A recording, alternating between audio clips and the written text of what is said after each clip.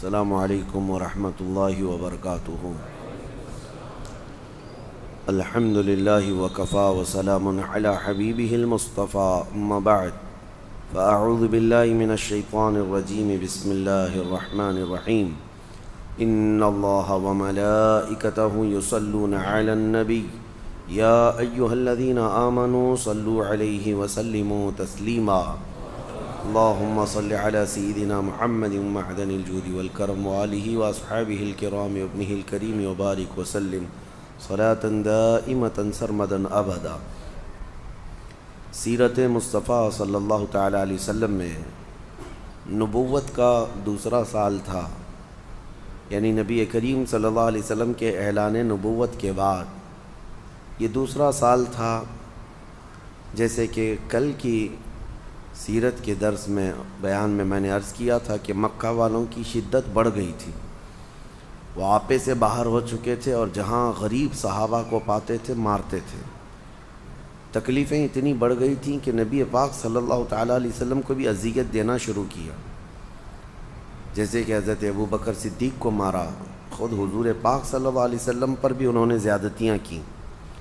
لیکن یہ تھا کہ کسی بھی صورت میں حضور کی تبلیغ رکتی نہیں تھی، انہوں نے ہر ہتھ کنڈا اپنایا،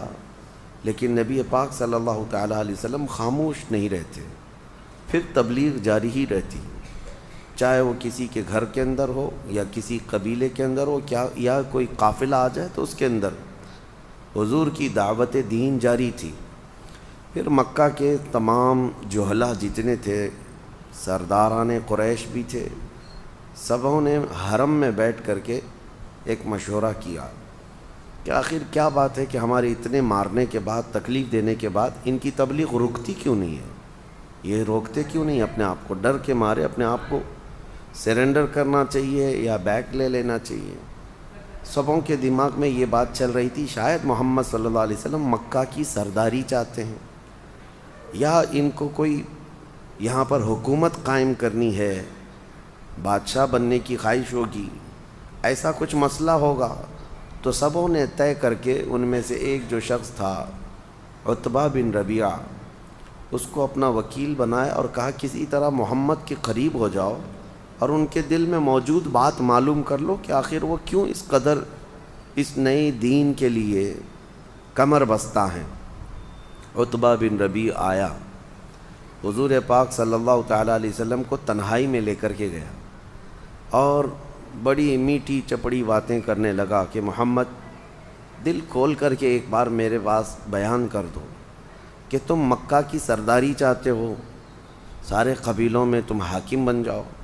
یا کوئی اپنی ایک نئی سلطنت قائم کرنے کا ارادہ ہے، یا پھر کسی بہت بڑے خاندان میں تمہیں شادی کرنے کا ارادہ ہے؟ ایک بار کھل کر کے میرے سامنے کہہ دو، خدا کی قسم میں پورے مکہ کو تمہارے زیر فرمان بنا دوں گا، سارے لوگوں کو تمہارا تابع کر دوں گا، بس تم یہ نئے دین والا جو مسئلہ ہے اس کو روک دو، اس چیز کو ختم کر دو، سب مل کر کے رہیں گے اور تمہاری جو خواہش ہے وہ پوری کی جائے گی۔ عرب کے سب سے بڑے خاندان کی لڑکی چاہیے، وہ آپ کو لا کر دے دی جائے گی۔ نبی پاک صلی اللہ تعالیٰ علیہ وسلم نے عتبہ بن ربیعہ کے جواب میں قرآن کی آیتیں پڑھنا شروع فرمایا۔ جب قرآن اتر رہا تھا، جب نبی پاک صلی اللہ علیہ وسلم کی زبان سے قرآن کی آیتیں نکلنے لگیں، میاں آج کوئی قاری قرآن پڑھتا ہے تو جاہل سے جاہل آدمی بھی مدہوش ہوتا ہے تلاوت سننے کے لیے۔ ایک تو وہ عرب تھے جن کو عربی آتی تھی، اور پلس اس پر قرآن ان کی زبان سے جن پر خود قرآن اترا ہو۔ نبی پاک صلی اللہ تعالیٰ علیہ وسلم جب بیان کرتے قرآن کی آیتیں، دل کھینچ لیتا ہے۔ اور جب عتبہ بن ربیعہ جو ان کا وکیل بن کر کے آیا تھا، وہ کٹر دشمن بھی تھا، حضور نے جب آیتیں تلاوت شروع کی تو اس کے دل پر ایسی ہیبت طاری ہو گئی، بہت زیادہ اس کا دل خوف سے لرزنے لگا اور اس کے جسم کے اندر کپ کپی طاری ہوئی۔ اس نے مجبوراً کہا کہ محمد اپنا یہ کلام روک دو، ورنہ یہ ساری چیزیں میں کنٹرول سے باہر ہو رہا ہوں، میں بے قابو ہو رہا ہوں یہ کلام کی جاذبیت سن کر کے۔ وہ آیا تھا منانے کے لیے اور پھر اس کے بعد واپس لوٹا، اور جتنے وہاں پر بڑے بڑے روسا تھے سب کو جمع کر کے کہا واللہ محمد کے پاس نہ کوئی شعر ہے، نہ کوئی جادو ہے، نہ کوئی کہانی ہے، ان کی زبان سے جو الفاظ نکلتے ہیں اس میں غضب کی تاثیر ہے۔ تو سارے لوگ کھڑے ہو گئے اور کہا عتبہ تجھ پر بھی تو جادو نہیں چل گیا؟ تجھے ہم نے کس کام کے لیے بھیجا تھا اور تو وہاں سے متاثر ہو کر کے آیا؟ عتبہ نے کہا میری بات سننا ہے تو سن لو، میرا مشورہ یہ ہے کہ محمد صلی اللہ علیہ وسلم کو اپنے حال پر چھوڑ دو۔ اگر ان کا یہ کلام اور ان کی یہ دعوت پورے عرب میں بھاری ہو گئی تو حصہ تو ہمارا ہی ہوگا، قریش کی ہی عزت بڑھے گی، قریش کی عزت بڑھے گی، ہمارے خاندان کے ہیں محمد صلی اللہ علیہ وسلم۔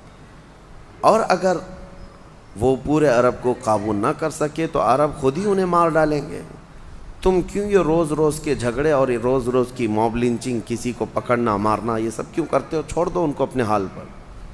لیکن مکہ والے اس کا مشورہ نہیں تسلیم کیے۔ سبوں نے کہا کہ ہمیں یہ منظور نہیں، ہم اپنی طاقت کے بل بوتے ہر ایک کو روکیں گے۔ پھر اس کے بعد ان کی یہ اذیت کا سلسلہ شروع ہوا۔ نبی پاک صلی اللہ تعالیٰ علیہ وسلم کے تبلیغ جب نہیں رکتی تھی، اب دوسری میٹنگ ہوئی۔ یہ فرسٹ میٹنگ تھی، دوسری میٹنگ ہوئی جو شرفائے قریش تھے، یعنی جو شریف لوگ مانے جاتے تھے اس وقت کے بڑے بڑے سردار اور رئیس، وہ سب آئے حرم میں بیٹھے اور انہوں نے مشورہ کیا، کہا کہ دیکھو ہمارے شہر میں ایک بہت سخت گہما گہمی چل رہی ہے، ایک کام کرتے ہیں، ہمارے اور محمد کے بیچ میں اگر ابھی کوئی باقی ہے تو وہ ابو طالب ہے، اور ابو طالب کی بڑی عزت تھی کیونکہ وہ حضرت عبد المطلب کے بیٹے جو خانہ کعبہ کے متولی تھے۔ تو ابو طالب کے ہاں بہت بڑا ادب کا معاملہ ہوا کرتا کیونکہ خانہ کعبہ کی چابی کے معاملات اور بھی دیگر معاملات ان کے خاندان میں ہوا کرتے۔ تو سبوں نے یہ مشورہ کیا کہ ہمارے اور محمد کے بیچ میں ابو طالب ہے، جا کر ابو طالب سے اس مسئلے میں بات کرتے ہیں، اگر وہ ہم بیچ میں سے ہٹ گئے تو ہم نپٹ لیں گے۔ تو بڑے بڑے جتنے لوگ تھے وہ سب آئے اور آ کر کے ابو طالب کے پاس، جبکہ ان کا بڑھاپا چل رہا تھا، جناب ابو طالب کے پاس آ کر کہنے لگے ہم صرف آپ کی عزت کا خیال کرتے ہیں، آپ کے بڑھاپے کا احترام کرتے ہیں، اور آپ محمد صلی اللہ علیہ وسلم کی کفالت ابھی تک کر رہے ہیں، آپ ان کی حمایت میں ہیں، اور آپ دیکھ نہیں رہے ہیں کہ معاملات کتنے گرم ہوتے جا رہے ہیں، روزانہ کوئی نہ کوئی ہمارے گھروں سے جاتا ہے اور اسلام قبول کرتا ہے، اور ہمارے گھروں میں ایک عجیب سی کشمکش ہے۔ تو جناب ابو طالب کو انہوں نے دھمکی آمیز جملوں میں بھی کہا کہ اب ہماری تلواریں آپ کے اور آپ کے بھتیجے کے خلاف اٹھنے کو تیار ہیں۔ یہ پہلی مرتبہ تھا ان کی زندگی میں ایسا معاملہ آیا۔ تو جناب ابو طالب ان کے جانے کے بعد نبی پاک صلی اللہ علیہ وسلم کو بلاتے ہیں اور کہتے ہیں اے میرے عزیز از جان، حضور سے وہ بڑی محبت کرتے، بہت پیار کرتے، کہا کہ میرے جان سے زیادہ عزیز بھتیجے، آج تک قریش کا بچہ بچہ میرا احترام کیا کرتا، آج بڑے بڑے لوگ آئے اور انہوں نے ایسے جملے کہے جن کو میں نے کبھی زندگی میں نہ سنا تھا نہ سوچا تھا، اب میں نے بھانپ لیا ہے کہ وہ ہمارے خلاف تلوار بھی اٹھانے والے ہیں، وہ ہمارے آگے کسی بھی حد تک جا سکتے ہیں، اس لیے میرا مشورہ یہ ہے کہ تم یہ دین کے کام کو، تمہارا جو نیا دین ہے، اس کو چند دنوں کے لیے سٹاپ کر دو، موقوف کر دو، روک دو۔ نبی پاک صلی اللہ تعالیٰ علیہ وسلم نے جناب ابو طالب کو اس حال میں دیکھا کہ آخری جو میرا حمایتی تھا میرے خاندان سے، اس کے پاؤں بھی اکھڑنے لگ گئے اب۔ تو حضور اکرم صلی اللہ علیہ وسلم نے ان سے کہا اگر میری جان بھی چلی جائے تب بھی میں اس دین کے کام کو کبھی نہیں روک سکتا، یا تو میں اس دین کی دعوت پر نچھاور ہو جاؤں گا، میں قربان ہو جاؤں گا، یا اس دین کو پوری دنیا میں پہنچا کر رہوں گا۔ جب اتنا مضبوط ارادہ دیکھا جناب ابو طالب تو دوسرے دن پھر آئے رؤسائے قریش، ایک دن پہلے جو بات کر کے گئے۔ اب یہ مزے کی بات ہے، سب آئے اور کہا کہ ہم نے آپ کو کل تک کی بات کی تھی اور ٹائم دیا تھا، کیا سوچا آپ نے؟ محمد اور آپ ہمارے درمیان صرف آپ ہیں، آپ ان کو ہمارے حوالے کر دیں، ہم نپٹ لیں گے۔ جناب ابو طالب کا بڑھاپا تھا، بڑھاپے کی عمر تھی، بال سفید ہو چکے تھے، اس وقت وہ کھڑے ہوئے اور سارے ان کے خاندان کے بڑے بڑے لوگ تھے، بوڑھے لوگ آئے ہوئے تھے، شرفا تھے اس وقت مکہ کے، سب کے سامنے انہوں نے کہا سنو کان کھول کر،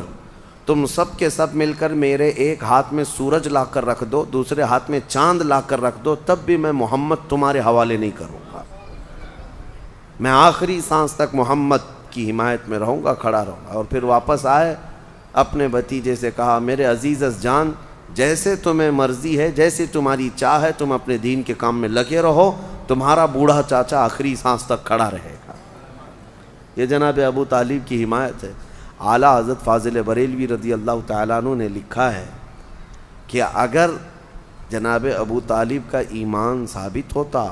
تو نبی پاک صلی اللہ علیہ وسلم کے صحابہ کیا، حضور کے خاندان کے